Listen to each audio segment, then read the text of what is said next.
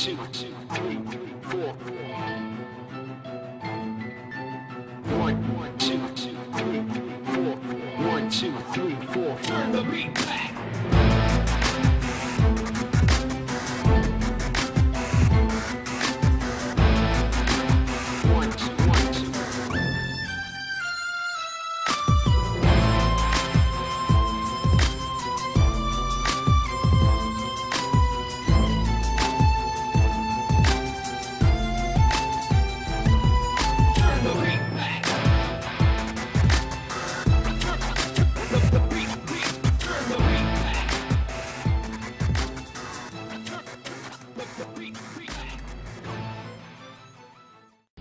Hi guys, I'm Mark Rodriguez. I'm Johnny Rodriguez, and you're watching Mark and Johnny at the movies. We just got back from watching the Final Destination 5. We were supposed to watch Transformers 3, but I guess it's too late. It's already out of the theaters. We should have watched it last week and watched Captain America this week, but it was Captain America. We just couldn't wait, you know?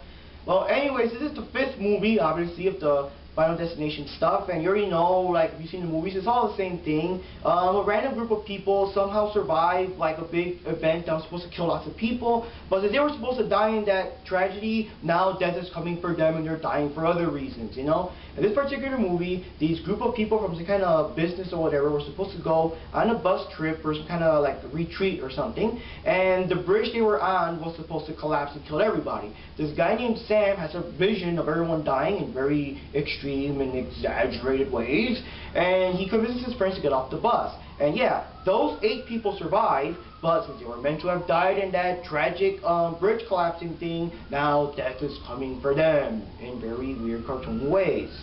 Yeah, the movie's pretty good, but it's not as violent. Well, it is violent, but it's more like blood and guts violent, like it's gory. It's like Mortal Kombat 9 type violence than I don't know, extreme. In other words, it's not that scary.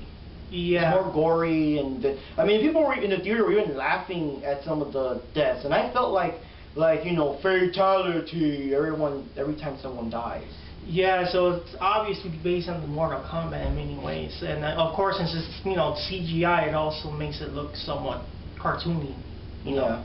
Yeah, one of the things is, you know, because, well, yeah, we are going to die. We don't know how, and you could die in any way if you get hit by a car or whatever, right? So I thought the movie was going to give you that kind of fear, you know, about, oh my God, and maybe you can't sleep at night because you're thinking, oh my God, I could just die today already, like that kind of shit. But no, the deaths were very weird and, like, just extremely freak accidents that, I mean, wow, it right? goes beyond logic because people are just thinking, okay, how did that person die? How did that, like, you know, the investigators that were trying to investigate the whole, you know, why did people die and how he died. It's even hard for the people to explain how that person died because it's just very, like he said, it's just very extreme. They die in extreme ways. Yeah, and like I said, it's pretty interesting though. Lots of people, they die in weird ways. I mean, you watch the trailers and you already see, oh yeah, he died like that. But no, they trick you a lot. They die in weird ways. I'm just going to give just one little spoiler here. There was this guy named Isaac, which is the guy that you see in the trailer with the acupuncture, that he accidentally fell, and you think, oh, okay, that's how he died, right? He fell and he got impaled by the needles. Well, no. Actually, he, in the real, like when you watch the movie, right, he actually gets up, of course, in extreme pain, and the needles and all that blood and everything, but he's still alive, right? And then, but since, like, alcohol was spilled and, like, a fire started, you think, oh, shit, so he's gonna die burned alive, right? But no, the fire just stops, like, a little bit before him, so he's okay, right? But then, a fucking Buddha statue falls on his head and just plain decapitates him. Which is, of course, kind of cartoony, too, because, I mean, what the fuck is that Buddha statue made of, man? I would expect it would hit you. You'd be like, ow, fuck. But not just being, like, damn, dude. There are people getting, like, even, like, in the premonition, people were getting sliced up, and Olivia originally fell and got impaled on a boat, and it was, like, wow. Very extreme, very, like, it goes way beyond, like, logic. Like, I know.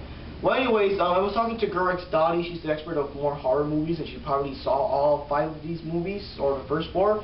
So the only character that seems to come back from all the movies was the coroner. So he already knew about these things. He was telling the kids about this. But now there's a new rule that was introduced in this movie, that to save yourself, if you kill somebody else, it's kind of like you take their place or something, like like they died for you, and now you will live as long as they were supposed to live.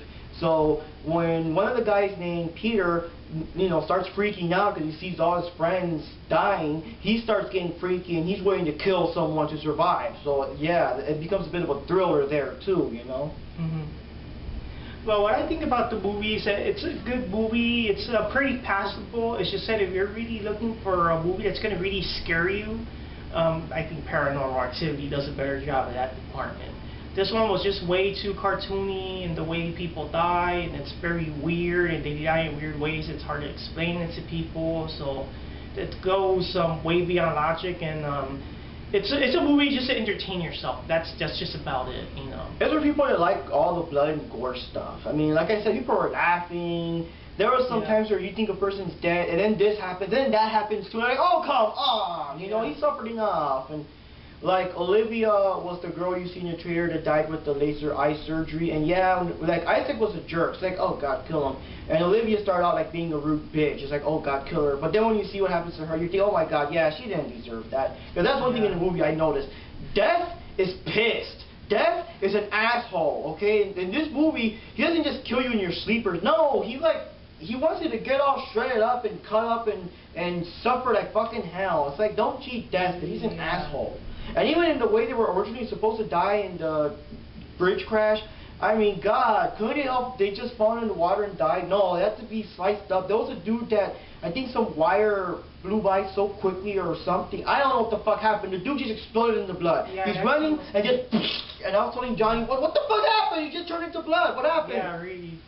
So, just go with the open mind. That's a movie just to have a good time and to enjoy some of the blood. Yeah, it's entertainment. It's entertainment. It's like, I wouldn't buy it. I wouldn't rent it. I just want to see it. So it's like, wow, we got to see it. So, yeah, it's a good movie for what it is. It's entertaining. You kill like 2 hours of boredom or something. So, yeah, just don't eat too much popcorn when you're watching the movie, because some of the deaths, even those cartoons, they still. Well, for people that are used to that stuff, watch even gorier movies. And yeah, I can tell why our friend Alex doesn't want to see the movie. With the whole gymnastics scene, she probably wants to do like backflips and somersaults after seeing that particular scene and how that ended. When they were showing the kitchen, I was, because the main hero's a chef, I was thinking, why did they actually show the kitchen now that I all the sharp things and the shredders and the like greasy, that way they cook the fries and stuff. Yeah. So anyways, it's a good movie. It's entertaining. It's not perfect. It's entertaining for what it was. It was obviously meant to be in 3D. We didn't see the 3D version, the normal one. But yeah, lots of things stick out. You can tell that if it was in 3D, that thing would have been jotting out at you.